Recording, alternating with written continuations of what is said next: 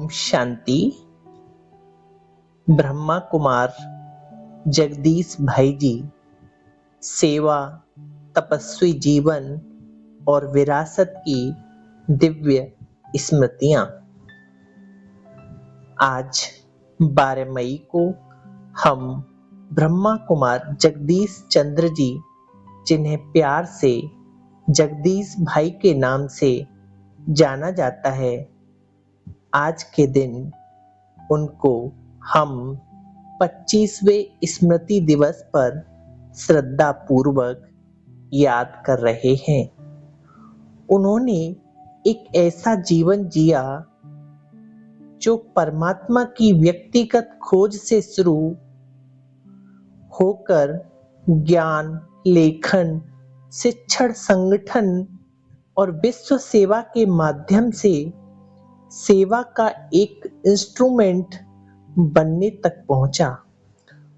उन्होंने संस्था के मुख्य प्रवक्ताओं में से एक के रूप में सेवा की और विभिन्न प्रकार के श्रोताओं के सामने आध्यात्मिक ज्ञान को स्पष्टता और गहराई के साथ प्रस्तुत किया।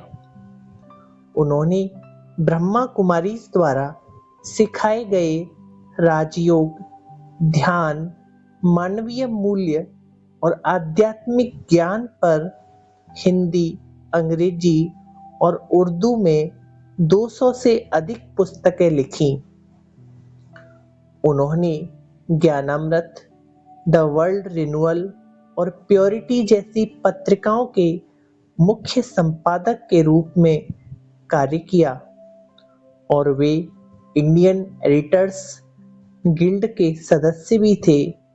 उन्होंने 50 देशों की यात्रा की, समाचार पत्रों, रेडियो और टेलीविजन के माध्यम से आध्यात्मिक संदेश साझा करने में मदद की और 80 देशों के हजारों सेवा केंद्रों में सेवा के विस्तार में महत्वपूर्ण भूमिका निभाई। फिर भी ये विवरण उनके जीवन की कहानी का केवल एक प्रारंभ है।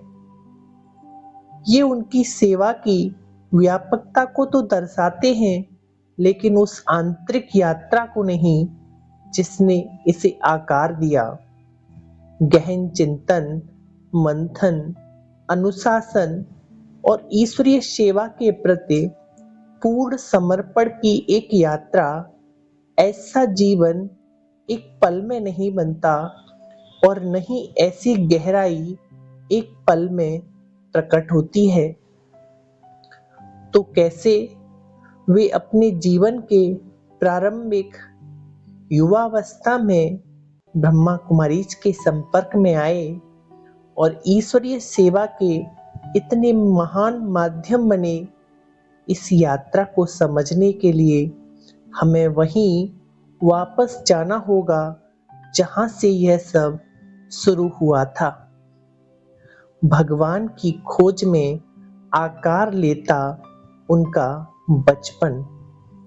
जगदीश भाई जी, जिन्हें बाद में इसी नाम से जाना गया, आपका जन्म मुल्तान में ऋषि नामक बालक के रूप में हुआ।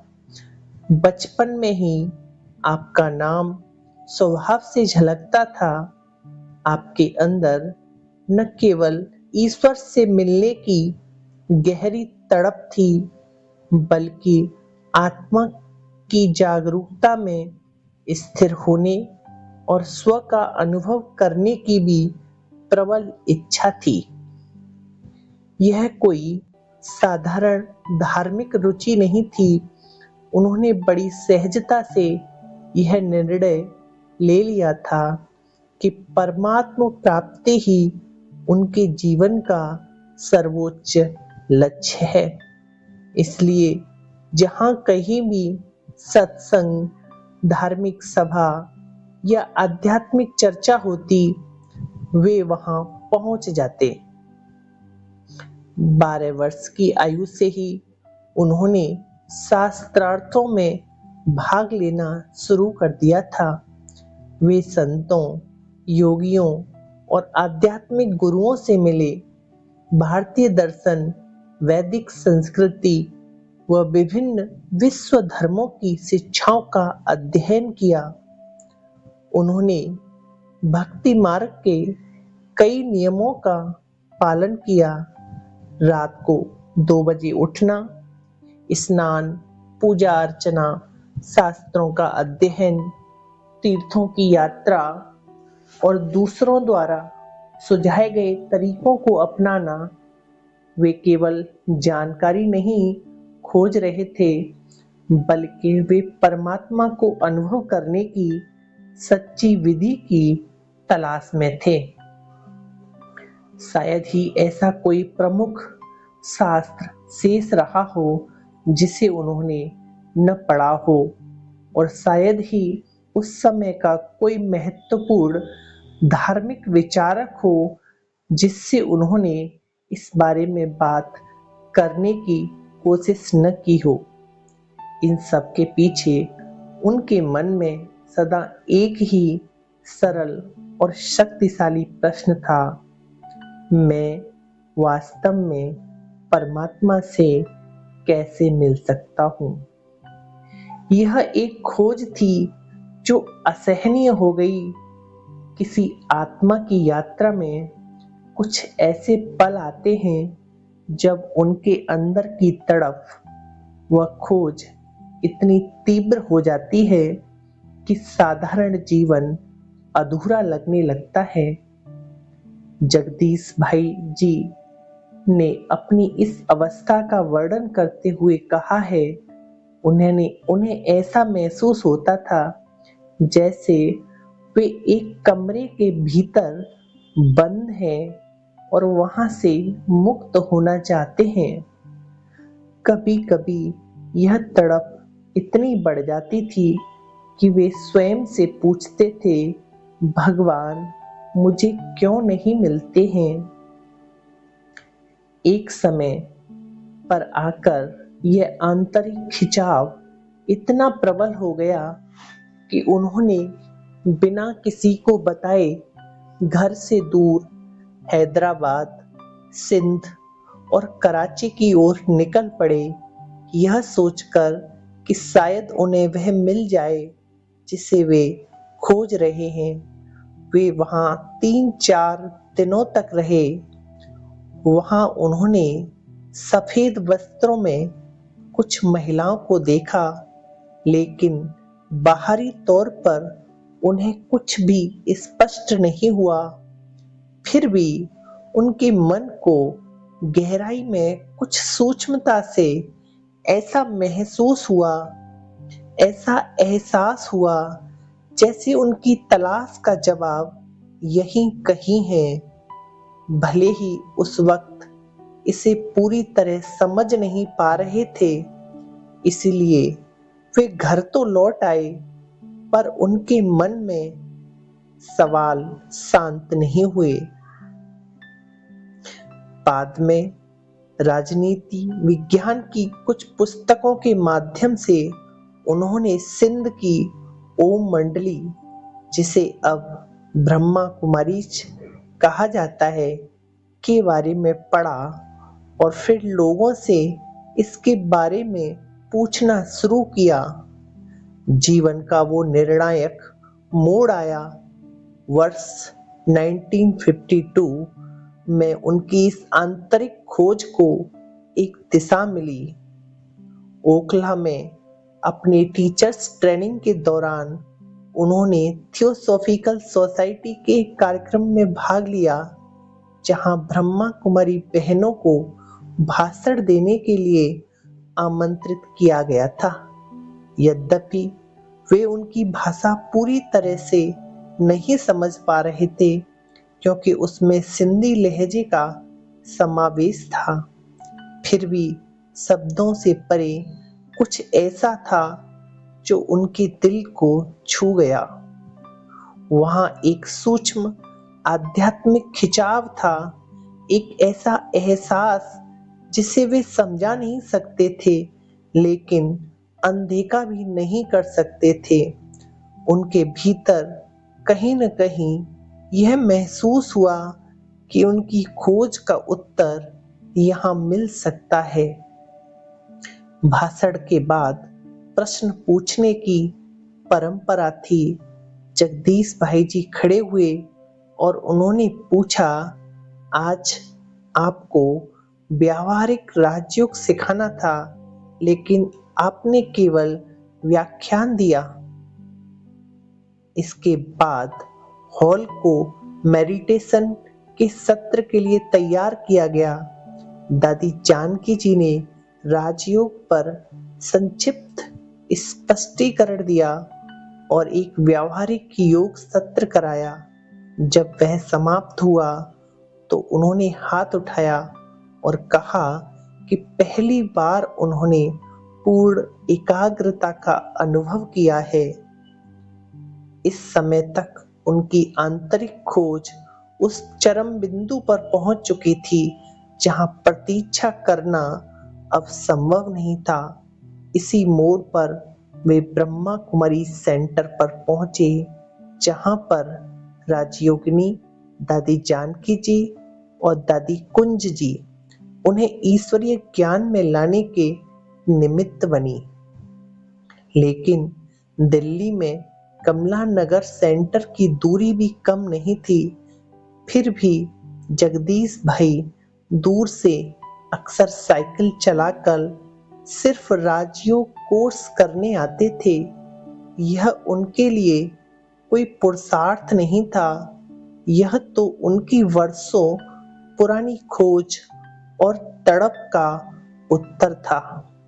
लेकिन यहाँ जो हुआ वह केवल धीरे धीरे ज्ञान को स्वीकार करना मात्र नहीं था। उनकी बुद्धि पहले से ही शास्त्रों, धार्मिक चर्चाओं और विभिन्न आध्यात्मिक मार्गों में बहुत कुछ ग्रहण कर चुकी थी। अब सहज राजयोग और ईश्वरीय ज्ञान के माध्यम से उन पुरानी समझ को एक स्पष्ट अर्थ मिलने लगा। उन्हें यह पहचानने में देर नहीं लगी कि ब्रह्मा बाबा के माध्यम से स्वयं परमात्मा ही कार्य कर रहे हैं और इस ज्ञान को प्रकट कर रहे हैं। यह पहचान मिलते ही उन्होंने अपने प्रोफेसर पद को त्याग कर अपना पूरा जीवन ईश्वरीय सेवा में समर्पित कर दिया। यज्ञ के शुरुआती दिन कमलानगर राजयोग सेवा केंद्र के शुरुआती दिन बहुत सरल थे और सुविधाएं बहुत सीमित थी। फिर भी उस सादगी के भीतर एक गहरी आध्यात्मिक नींव रखी जा रही थी। उनके सीखने का तरीका बहुत विशिष्ट था। जब तक कोई बात पूरी तरह स्पष्ट नहीं हो जाती, वे आगे नहीं बढ़ते थे। जो उन्हें सिखाते थे, उन्होंने भी इस बात का स्पष्ट रूप से महसूस किया। दादी कुंज जी बाद में याद करते हुए कहती थीं, जब वे कोई प्रश्न पूछते थे तो वे तब तक आगे नहीं बढ़ते जब तक कि उत्तर उनकी बुद्धि में पूरी तरह से बैठ न जाए। वे एक ही प्रश्न को अलग अलग तरीकों से पूछते थे जब तक कि वह उनके मर्म को पूरी तरह समझ न जाए।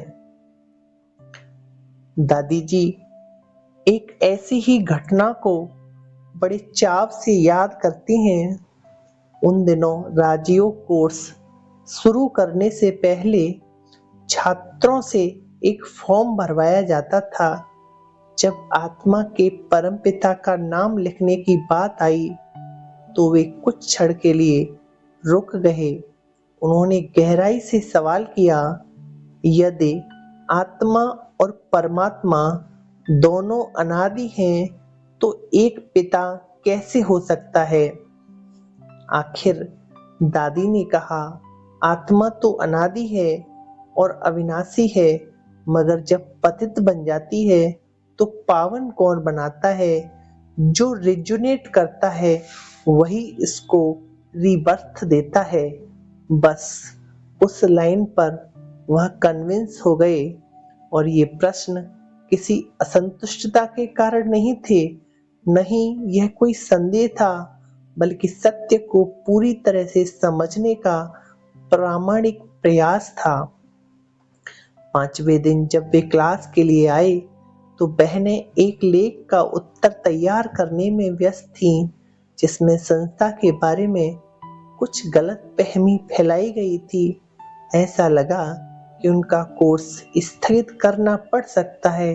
उसी क्षण उन्होंने प्रस्ताव दिया, यदि उन्हें ड्राफ्ट दे दिया जाए तो वे हिंदी में उस उत्तर को बनाकर देंगे और इसी तरह उनका कोर्स जारी रह सकता है।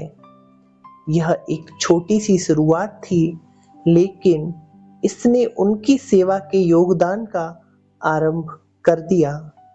अध्ययन और लेखन के साथ वे पूरी तरह से ओम मंडली के दैनिक जीवन की गतिविधियों में शामिल हो गए।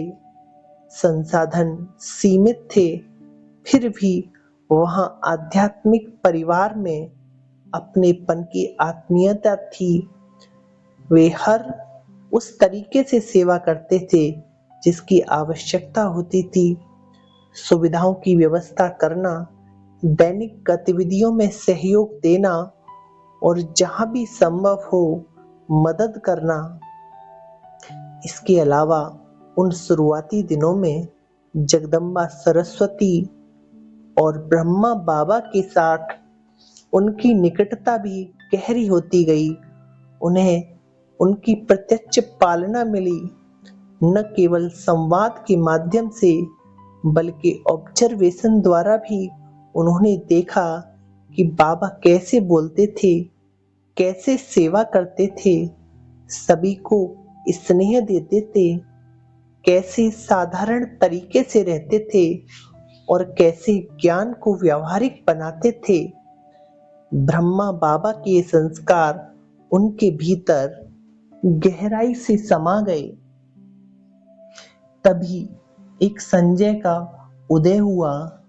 जैसे जैसे वर्ष बीतते गए, जगदीश भाई जी की यज्ञ में भूमिका स्वाभाविक रूप से बहुत गहरी होती गई। उन्होंने अध्ययन, चिंतन और सूक्ष्म अवलोकन के माध्यम से जो कुछ भी ग्रहण किया था वह अब अभिव्यक्ति का रूप लेने लगा था। ज्ञान को गहराई से समझने और उसे स्पष्ट रूप से प्रस्तुत करने की उनकी क्षमता तेजी से निखरने लगी। उनके इस गुण को पहचानते हुए ब्रह्मा बाबा स्नेह से उन्हें संजय कहते थे।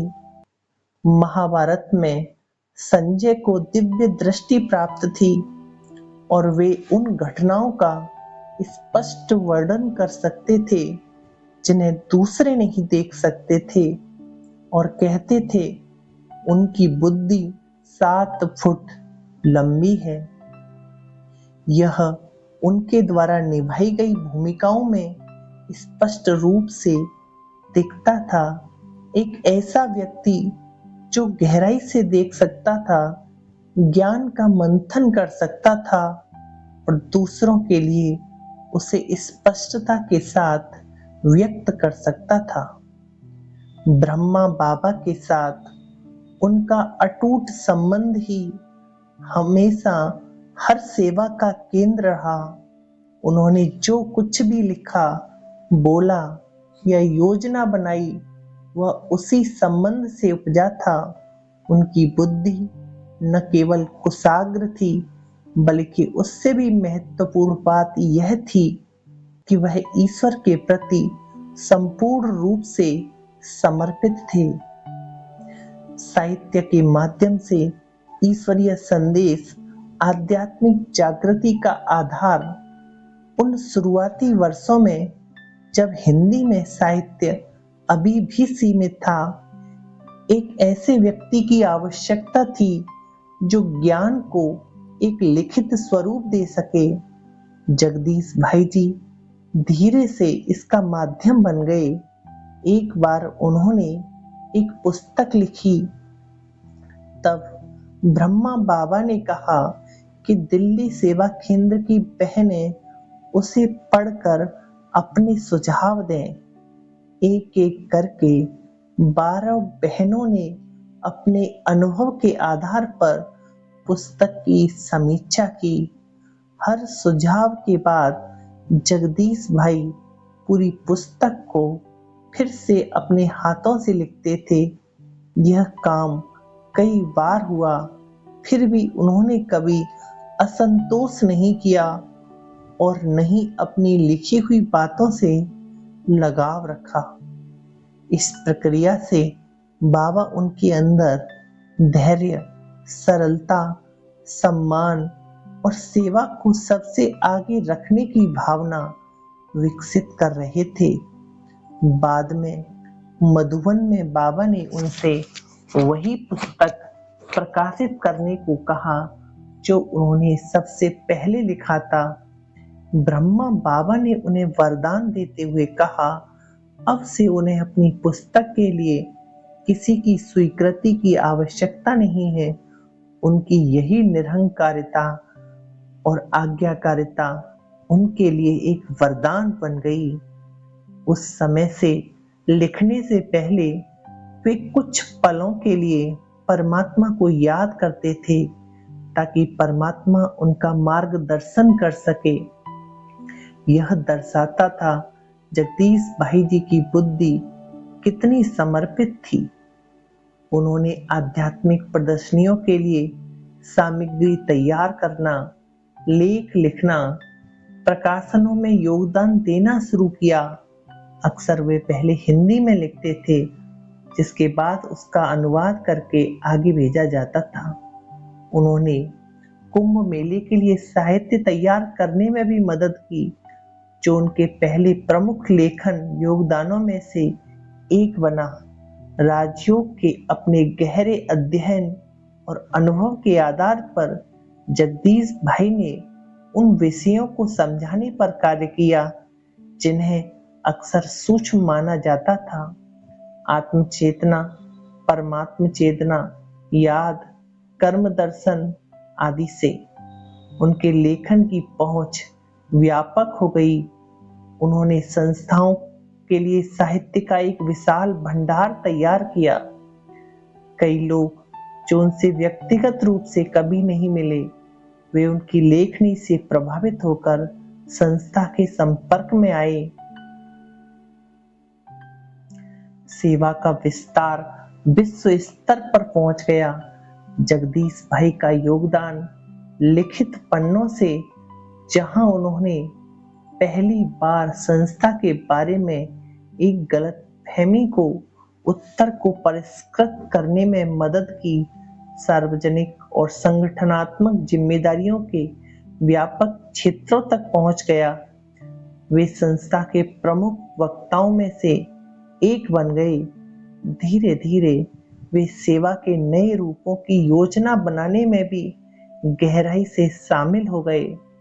संस्था के भीतर उनकी जिम्मेवारियां बढ़ती गईं। भारत के सीमाओं के पार परमात्म संदेश ले जाना। जैसे जैसे संस्थाओं में सेवाओं का विस्तार जारी रहा, उन्होंने लगभग 50 देशों की यात्रा की, वहां पर बाबा का संदेश दिया। अंतिम चरण जब उनका आया, अपने जीवन के अंतिम वर्षों में भी, तब भी उनकी चेतना पूरी तरह स्थिर थी। वे अक्सर कहते थे, शरीर अस्वस्थ है लेकिन मैं नहीं। और ये बात उन्होंने किसी को प्रभावित करने के लिए नहीं कही थी, बल्कि वे वास्तव में इसी अवस्था में जीवन जी रहे थे। शारीरिक सीमाओं के बावजूद वे सेवाओं का मार्गदर्शन करते रहे, योजनाएं बनाने में व्यस्त रहे और निरंतर चल रही गतिविधियों का समर्थन करते रहते थे। कई लोगों के लिए आध्यात्मिक समझ केवल विचारों के स्तर पर रहती है, लेकिन यह उनके कार्यों और स्थितियों के प्रति उनकी प्रतिक्रिया के माध्यम से दिखाई देती थी। अपनी बीमारी को लेकर ना कोई प्रतिरोध, ना कोई खिंचाव और न ही बोझ का एहसास। उन्होंने अपना पूरा जीवन ज्ञान द्वारा अध्ययन करने, समझाने और सेवा करने में बिताया। इन अंतिम वर्षों में उस ज्ञान को अनुभव के रूप में देखा जा सकता है। आखिर वो क्षण आया 12 मई 2001 को। जगदीश भाई जी ने अपना भौतिक शरीर त्याग दिया, लेकिन यह कोई अंत नहीं था, बल्कि केवल एक परिवर्तन था जो अब उनके जीवन के संदर्भ में देखा जाए तो यह पूर्णता का क्षण भी था। बचपन में जो खोज शुरू हुई उसे उसका उत्तर मिल गया। सालों के मंथन में जो समझ विकसित हुई उसे व्यापक रूप से साझा किया जा चुका था।